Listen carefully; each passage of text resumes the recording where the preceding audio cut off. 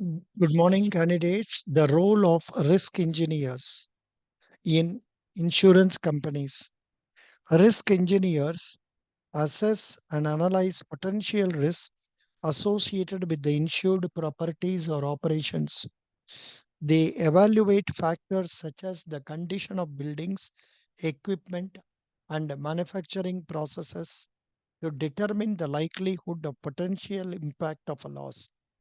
Responsibilities: conduct risk inspections, provide risk assessments, recommend risk improvement measures, and work closely with underwriters to set appropriate premiums.